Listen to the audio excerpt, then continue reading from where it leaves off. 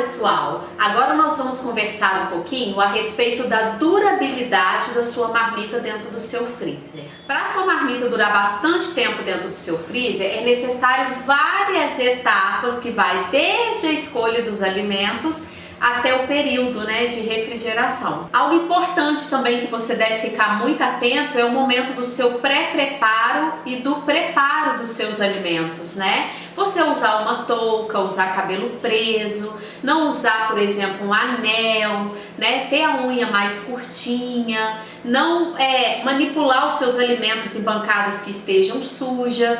Isso tudo, gente, é o pré-preparo. Um cuidado maior ainda você deve ter depois que o seu alimento ficou pronto, Você acabou de tirar do forno, você desligou ali a sua panela, que é o momento que você vai levar, a sua refeição para a marmita.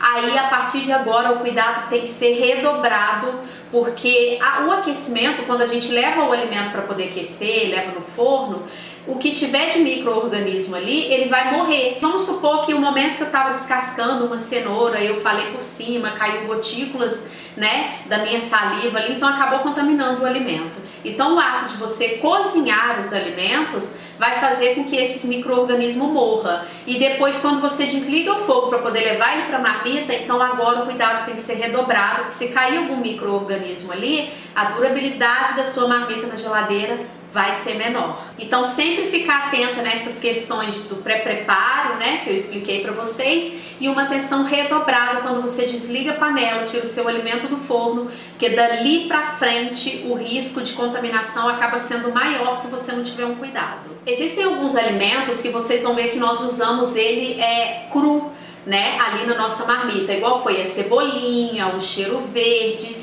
Todos esses alimentos, eles devem ser higienizados, porque como eles não tiveram a temperatura para poder matar os micro-organismos presentes ali, a gente vai ter que usar uma água clorada para poder higienizar os alimentos, porque senão o que acontece? Você tomou todo aquele cuidado no pré-preparo, você tomou todo aquele cuidado para poder montar a sua marmita, aí você vai e joga uma cebolinha contaminada ali por cima. Pode ser que a sua marmita ela estrague por esse motivo. Então, tudo aquilo que você vai adicionar em seguida cru deve ser higienizado. A não ser, por exemplo, a pimentinha, que a gente acabou colocando aí em uma das marmitas, porque ela é uma pimentinha que ela já foi pasteurizada, então ela já recebeu um tratamento ali já de pasteurização e por conta disso não houve necessidade. Existem alguns alimentos que foram utilizados na nossa marmita que, se você for para comprar, você vai pensar assim, nossa, é caro, mas que você deve ter atenção ao quê? Que foi o brócolis congelado e a couve-flor. Eu optei pelo congelamento porque para você comprar ele in natura e fazer o processo de branqueamento em casa é um processo muito minucioso, acaba perdendo nutrientes sim, porque dificilmente a gente consegue fazer esse processo de branqueamento em casa. Então eu optei por comprar ele congelado, porque são alimentos que aqui na minha região tem sazonalidade, não é sempre que nós encontramos no mercado. E para você, por exemplo, que vai vender a sua marmita, é muito ruim você, por exemplo, receber um pedido e você não ter aquela mercadoria do que seu cliente quer. Ou você, por exemplo, fez o processo de branqueamento errado e quando o seu cliente recebe ali a marmita, vê que algo ali foi deteriorado, então tem que devolver, isso aí acaba gerando um prejuízo financeiro. Então eu optei pelo congelado, que na verdade é o ultra congelado, porque a indústria ela consegue fazer o branqueamento e automaticamente ela congela o alimento de uma forma tão rápida que não tem a perda de nutrientes nesse caso. E é sempre legal também você fazer o cálculo, tipo, se você comprar ele in natura, você vai ter uma perda. E o do pacote congelado, você já usa todo o pacote. Então é sempre legal você ficar atento também. E principalmente também, por exemplo, a quem tem a vida corrida e quer fazer as marmitas para poder ter em casa congelado, acaba sendo ainda muito mais prático você comprar também o congelado. Isso vale para o brócolis, mas hoje em dia a gente encontra no supermercado também cenoura, ervilha, grão de bico, A gente encontra muitos desses alimentos já congelados. Algo que você tem que ficar muito atento também é quando você vai montar a sua marmita, Você comprou a sua marmita, ela chegou. Algo muito legal que você tem que fazer é a higienização da sua marmita, do seu utensílio. Você teve todo aquele pré-preparo de higienizar, na manipulação e na hora de condicionar, você vai condicionar os seus alimentos no utensílio que não esteja higienizado, você também vai diminuir a data, de validade da sua marmita. Agora que você já sabe a forma correta de condicionar o seu alimento na sua marmita, né, no seu utensílio, é legal você colocar uma etiqueta, tanto para você que vai vender, porque aí, né, você economiza tempo ali, não tem que ficar procurando aquilo que seu cliente quer, e para você também que vai fazer o uso próprio da marmita, né? Porque se você fizer várias, você também economiza tempo ali procurando aquilo que você quer comer. E na etiqueta é muito interessante você colocar o nome da preparação,